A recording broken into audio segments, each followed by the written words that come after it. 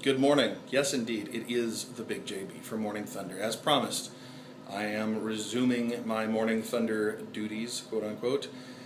I've been away for a long time, and somebody finally hit me up. Actually, a couple of people said, "Are you taking a sabbatical from this, or what?"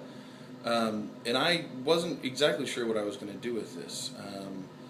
Inspiration, and you know what, honestly, I'll be very honest, I've recorded several of these where I was planning on putting them up, and the day just got away from me and I didn't get to get them up. And it was not, and you could probably hear in the background, I don't have a great place for recording anymore. The air in here is going, and it's noisy, and pretty much everywhere in my office is noisy. I could record at the parking garage, but I need to leave my house a little bit earlier if I'm going to do that from the train station. So maybe I'll have to make that a priority so that I can do these in a better sounding place. The street thing was cool. I didn't mind doing that either, but a couple of people said that they had a hard time hearing me. So I don't know. I don't know what I'm going to do. Maybe I will look into getting a microphone, a pair of headset, or something like that, so that I can record a little bit easier. So inspiration was kind of waning. I didn't really have much inspiration. I didn't feel like anybody was really watching or anybody really cared. So I kind of stopped doing it. It does beg the question as to whether or not I'm doing the video for myself or for other people, for the attention or anything else. Voiceover work has dropped off dramatically. I have not been doing much in the way of voiceovers. I haven't had time to listen to podcasts. So The Instance, which I used to be very interested in and involved in terms of sending in emails and occasionally calling in, and especially when they did their Star Wars thing, I had my own segment. That I just haven't had the time to listen to podcasts. So I haven't done anything for that. The one paid gig that I did for the audio drama, I don't think is finished yet. I haven't received notice that it's been out, so I'm looking forward to seeing when that comes out. They did do another production that I was hoping to get in on, but I missed the deadline for the audition. And I guess I've been discouraged enough, both with how Morning Thunder has gone and with voiceovers, that I just haven't done very much. It's been hard to kind of press through and keep that going. For example, PAX is this weekend, and I would love to go. And they have a voiceover panel. I don't have tickets, and I only found out about it last week. And tickets are sold out, and I can't go. They were offering an ability to submit a demo and then go have it critiqued. That would be fantastic. Well, good luck getting tickets. I'm not going to go stand outside and wait for a scalper to see if I can get in, and send my demo and have me not show up. That's bad. That looks bad. So I'm not going to do that. So anyway, it's been that kind of thing, and been pretty discouraging about those topics. So. It's one of those things where, in the midst of discouragement, what do? I guess you press through. There's an old Southern Baptist preacher comment, if you're going through hell, don't stop.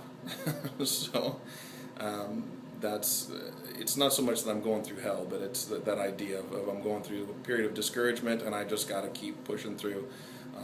I have a friend of mine who's looking for work, and that's kind of what I told him. There was a period of time where I was unemployed for 9 months, and that was really hard. And it was very easy to get discouraged in the middle of that.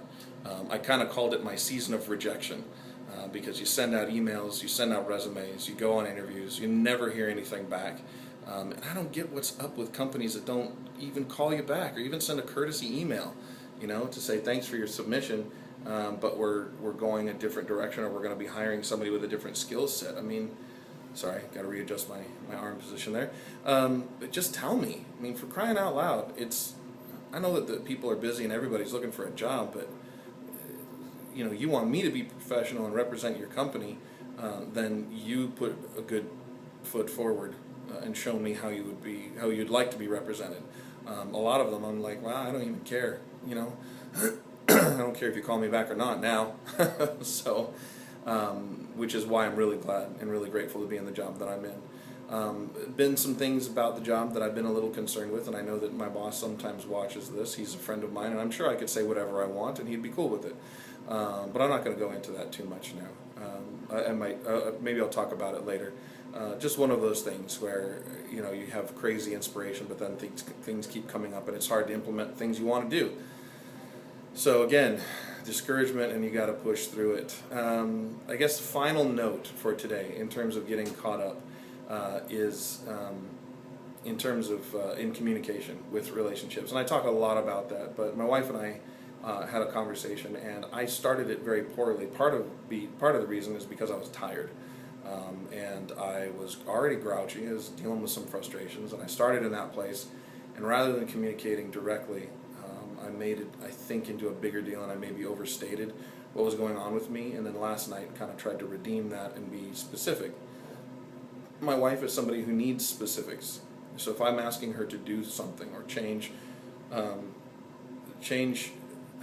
I don't want this to sound the wrong way, but change something that she's doing because it's not meeting one of my needs, or it's communicating probably what she's not intending,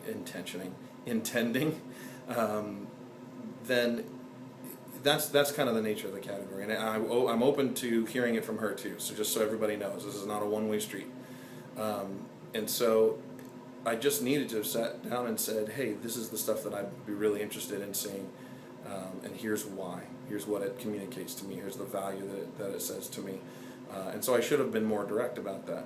I, on the other hand, am more available to be given generalities. But and guys always talk about this. If there's something you want, then tell me, and that's fine. But if my wife is saying, I need you to help out around the house more, cool. What do you want me to do? But then there are also some topics, like I need to, for example, if she said, I want to have more romantic attention. That's a generality that I'm cool with. I can work with that, but I'm still going to ask for specifics. So I encourage you, if you are married or you're in a relationship, be specific about things. If you want something, you want to see something, don't expect your partner to read your mind. They need to know exactly what it is that you want.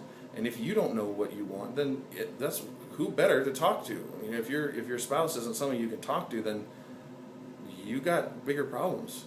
You need to be able to talk to them and say, hey, here's what I'm thinking about. Here's what's going through my mind. I'm not sure how to articulate this, and explore the topic together, not in a sense of accusation or with any sense of blame, but work as a partnership, work as a team. You guys are friends. You guys are a team, so work together to figure it out.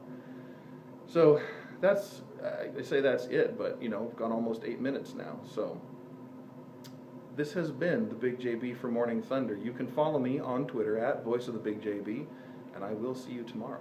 Bye.